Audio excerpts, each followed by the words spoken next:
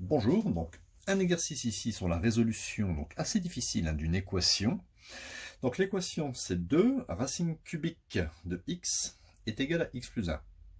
Première question, il va falloir trouver une solution entière de cette équation, assez évidente. Deuxième question, il faut démontrer l'équivalence, quel que soit x appartenant à R+, c'est-à-dire à l'ensemble des réels qui débutent à 0, 1, 2, 3, 4, 5, etc. Les nombres positifs, les réels positifs. 2 racine cubique de x est égal à x plus 1 serait équivalent à l'équation x moins 1 facteur de x carré plus 4x moins 1 égale à 0. Et ensuite, il faut en déduire les solutions, toutes les solutions de cette équation E dans l'intervalle R+. Alors, première question, nous devons trouver une solution entière de E, une solution évidente. Alors, on va tester, on peut tester avec x égale 0, x égale 1, x égale 2. Alors, si on teste avec x égale à 0, bon, ici ça va faire 0 plus 1, ça va faire 1. Racine cubique de 0, ça fait 0. 2 fois 0, ça fait 0. Ah, ça va pas marcher puisque 0 n'est pas égal à 1. Alors, je vais faire un test maintenant avec x égale 1. Donc, avec x égale 1, 2 racine cubique de 1 est égal à 2 fois 1. On sait que la racine cubique de 1, ça fait 1. Donc 2 fois 1, ça fait 2. Et ici, pour le second membre, 1 plus 1 est égal à 2. J'obtiens la même chose. Donc, on peut dire que x égale 1 est une solution, c'est peut-être pas la seule, mais est une solution de l'équation E. Donc, deuxième question. Nous partons ici de notre équation. Il faut transformer cette équation pour arriver à x moins 1 facteur de x carré plus 4x moins 1 égale à 0. Alors, en partant de cette équation, nous avons ici une racine cubique. Alors, regardez bien, quand on dit racine cubique, ça équivaut à puissance 1 tiers. Retenez bien ça, racine cubique de x puissance 1 tiers. Si c'était racine carrée, ça ferait puissance 1 demi. Est égal à x plus 1. Je vais essayer de me débarrasser ici du 1 tiers. Alors pour me débarrasser du 1 tiers, je vais mettre tout cet ensemble à la puissance 3. Et cet ensemble à la puissance 3. Bon, alors on y va. Ici, on a quelque chose fois quelque chose à la puissance 3. Donc la puissance s'applique sur le 2. Donc ça fait 2 au cube. 2 au cube. Multiplié par x puissance 1 tiers fois 3. On sait que les puissances se multiplient. 1 tiers fois 3. C'est d'ailleurs pour ça qu'on a mis au cube, parce que 1 tiers fois 3, ça fera 1. Est égal à x plus 1 au cube. 2 au cube, ça me donne 8. Donc ici, ça fait x puissance 1. Donc 8x est égal.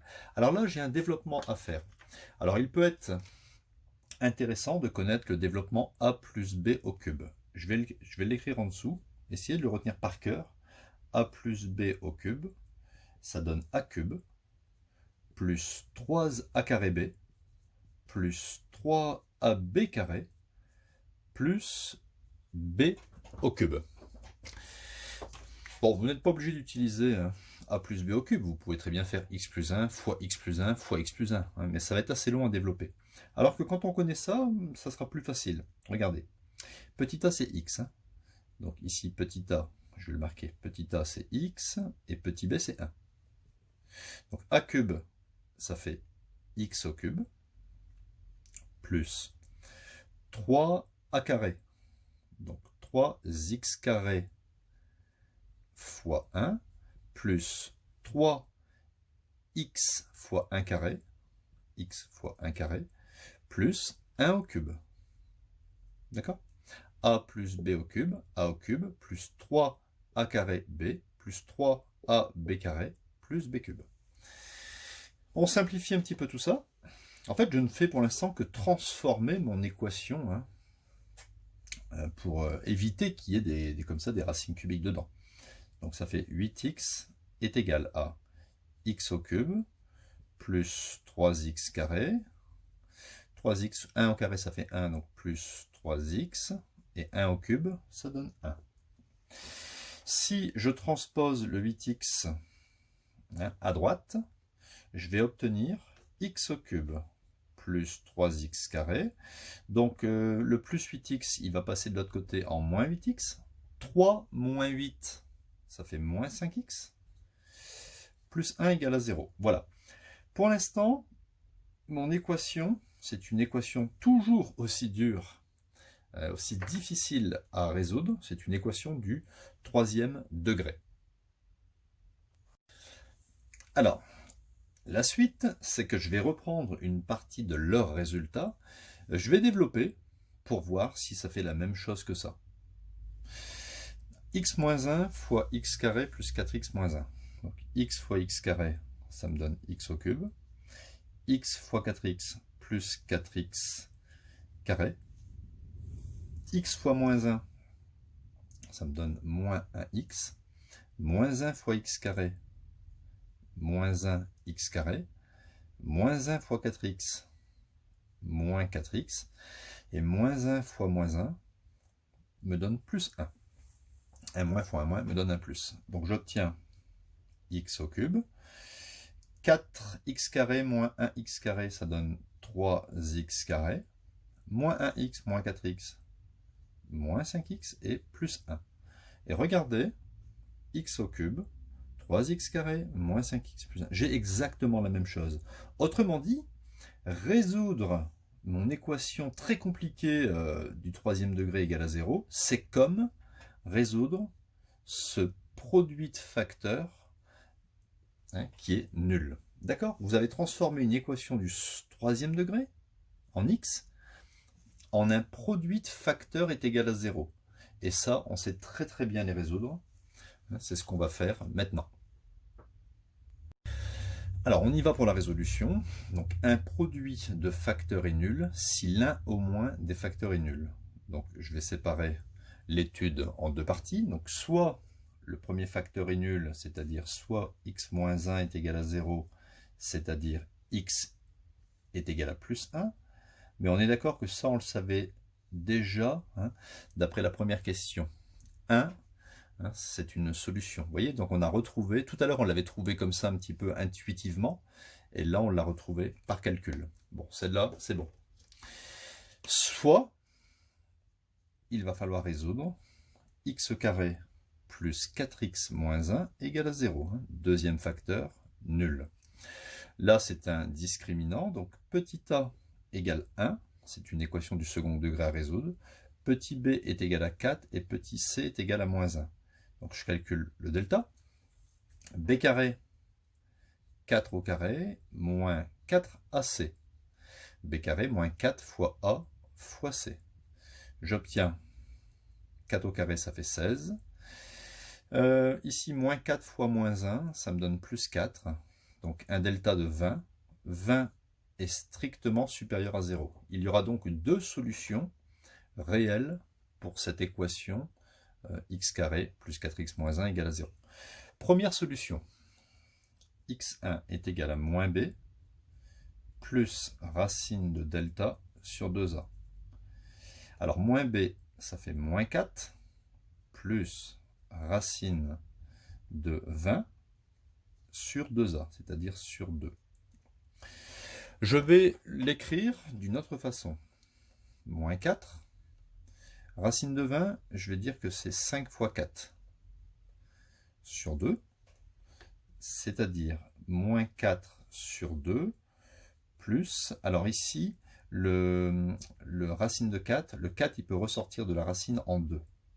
Donc ça fait 2 racines de 5 sur 2. J'ai mis le 2 en dessous du 4 et en dessous du 2 racines de 5. J'obtiens donc 4 sur 2, ça fait moins 2. Et ici, 2 racines de 5 sur 2, ça me donne plus racine de 5. Donc voici la première solution, x1, c'est moins 2 plus racine de 5. Alors la deuxième solution, ça ne sert à rien de tout réécrire, ça sera exactement la même chose, c'est moins b, moins, on va quand même écrire ça, c'est moins b, moins racine de delta sur 2a. Il n'y a rien qui change, sauf qu'ici vous allez avoir un moins, moins, et ici un moins. Donc ça sera moins 2, moins racine de 5. Première solution, il y a un plus racine de 5.